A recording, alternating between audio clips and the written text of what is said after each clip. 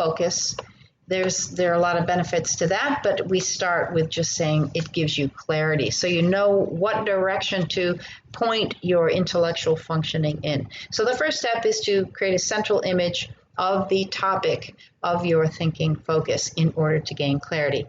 The second step is to branch off that central picture. So if you imagine a picture of a flower with petals around it, it doesn't matter whether you have 3 petals or 5 petals or 7 petals.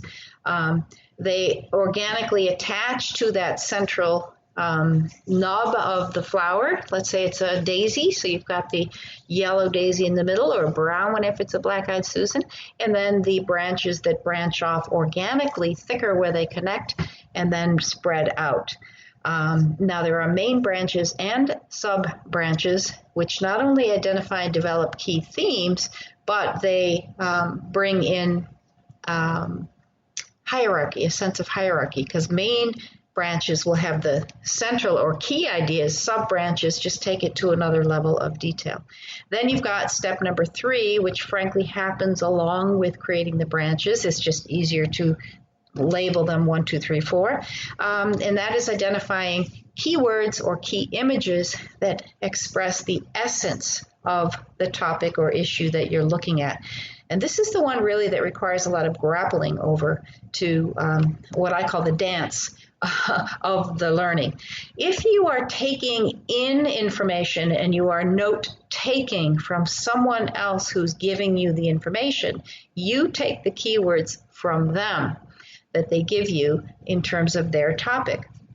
When you are note-making, in other words, when you are the creator of the presentation, of the mind map, you come up with the keywords that you want to use. Now, obviously, sometimes these are keywords that are given in your textbooks or other people's usages of the words, but you have the choice also to select whatever is essential to you in terms of the topic, given the purpose for which you are thinking about it. And that's why it always comes back to the topic focus based on the purpose. And that's how you're going to find out when you can stop doing your research. I know when I was doing my master's degree way back when, and ironically on North Korean propaganda, which was bloody boring and very hard to get a hold of, I probably did 6 months more research than I needed to relative to the purpose for which I was doing it, my master's thesis or dissertation, simply because I didn't stop when I had enough information to fulfill my purpose. Well, and anyway, like I've already said, I'm very nosy and curious and wanted to find out as much as I could because the topic interested me. But for the purposes for which I needed it, I could have stopped probably 6 months sooner and saved myself a lot of time and aggravation. And then step number 4 is personalization. This is where you bring in your own symbols, your own logos, your own colors, sometimes your own verbiage or jargon. And you personalize it for yourself as the one creating the mind map, but also you might personalize it for the receiver of the information if you're using it as a presentation. And in both instances, yourself and groups or people you might be sharing the mind map with, you maintain higher interest and engagement, and that then leads to memory in the whole process. So that's pretty cool. All right, so we're going to move on to looking at benefits within each of these things. So in terms of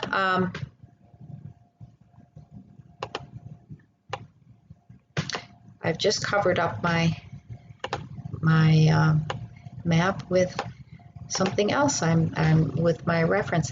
When we are developing the topic of our thinking focus or the issue, what I found is this is often what makes meetings last way longer than they have to, or sends people off in the wrong direction, and then there's a lot of wasted time, lack of efficiency, especially when people have multiple agendas or different priorities with any thinking focus. So you might want to ask yourself questions like, is this our real thinking focus? is this what we really want? And if it is, within what context or purpose? Because that then gives you the parameters. Sometimes it's as simple as running out of space on your paper or on the wall or the whiteboard. Sometimes it's that you run out of time and you have to just come up with whatever you can within the context of the time frame. Sometimes it's the information. You don't have any more information to contribute to your mind map, and so you have to stop. But ultimately, you ideally want your mind map to provide the information that will fulfill the purpose for which you are thinking about it in the first place. Okay, and then how can I best express that purpose and that focus in keywords or images? So what happens is simply by thinking about and refining your thinking focus in the beginning, you design out a lot of the distractions, a lot of the missteps that otherwise could follow you around there.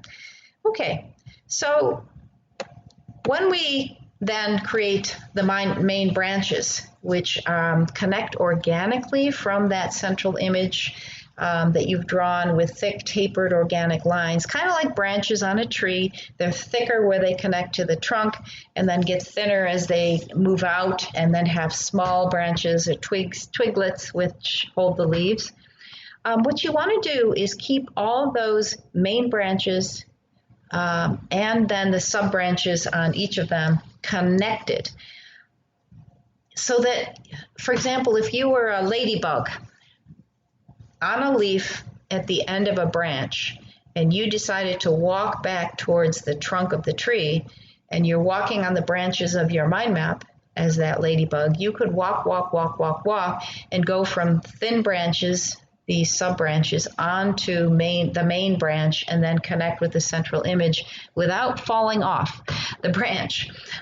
So what that does is keeps your thoughts connected. So it's a physical way to keep your thoughts connected.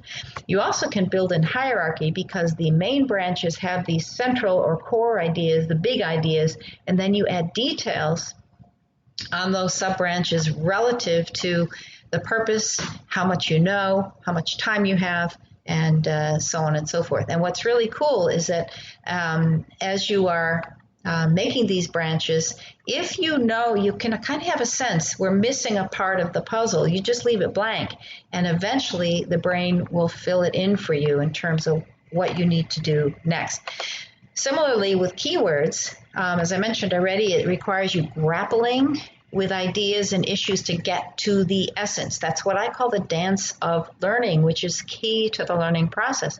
It requires you to engage your brain, which a lot of note-taking does not. I mean, I've done it myself. I take notes listening to a lecture. If I don't mind map it, I'll just write it down on the page, and then I don't even know what I've written. I have to go back and review it to remember.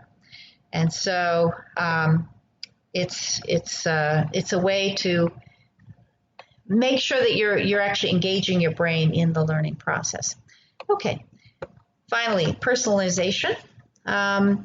You want to make your maps remarkable. In other words, memorable. Remarkable means someone, including yourself, could remark on it because it is cool and interesting. Now, in terms of strategic advantages to using mind maps, well, you waste a lot less time on the wrong focus. It allows you to build in the purpose and define priorities for different departments even. You just color code in different keywords or key images, which then allows you to align your agendas and also unleash talent earlier and move forward with confidence. In the end, mind mapping is a tool, and it's a tool for mental movement in order to access your IQ, in order to deliver on your OQ, your accuracy quotient, what it is that you do to get results. So mind mapping is just one of many tools. If you don't like mind mapping itself, take advantage of the steps and at least the benefits behind the steps, the clarity, the identifying key themes, the expressing the essence and engagement and interest and memory. And you will find that you get the benefits of a mind map, but using whatever tool or mental process works for you. All right, so that's it for me today. Thank you so much for being along with me and listening to the show this week. I hope you've gained some new insights, tools, or strategies. And I look forward to being with you next week on Living Legacy Leadership and the SOB Radio Network, here to serve you. And do remember, the life you live is the legacy you leave. Bye-bye now.